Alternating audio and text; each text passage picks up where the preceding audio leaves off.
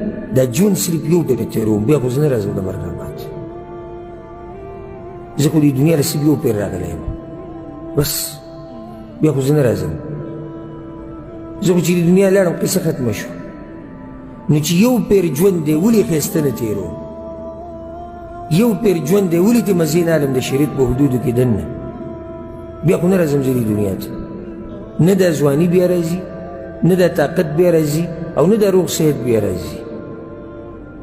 یو پیر ژوند دی ښایسته یې تېر کوي، هسې په ځان باندې دنیا او آخرت مه ګډوډ کوئ. دینداري کوئ، ورسره د دنیا نه حلالې مزې اخلئ، او د ښځو او د بچو دپاره دومره کوئ چې د هغوی ګزاره پرې روانوي. خو د هغوی د لاسه خپل آخرت مه تباه کوه. بعض یعنې یو خو هغه سړی دی چې خپل آخرت یې تباه کړو، دی خو تباه شو. د ده نه بیا زیات بدبخته هغه دی چې آخرت هم تباه کړي او دنیا هم تباه کړي. دنیا هم تباه کړي، نو نه د دنیا شو نه د آخرت شو.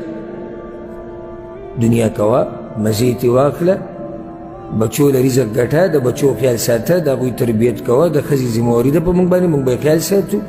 رزق به راوړو د الله په توفیق سره، خو په حدودو کې دننه، دومره حدودو کې چې زموږ آخرت پرې نه خرابېږي، زموږ دینداري پرې نه خرابېږي.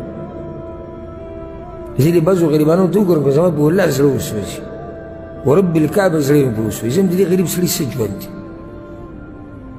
څه ژوند شو دا؟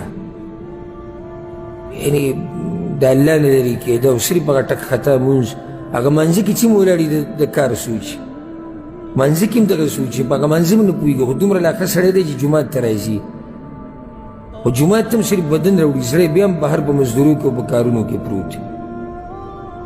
نو موږ د مزدورو د کارونو نه او د بچو د ساتلو نه خلاف نه یو، دا خو یو شرعي ذمهواري ده زموږ په غاړه باندې. خو دومره چې خپل آخرت پرې خراب نه کړي او د دنیا مزې پرې مه خرابوه.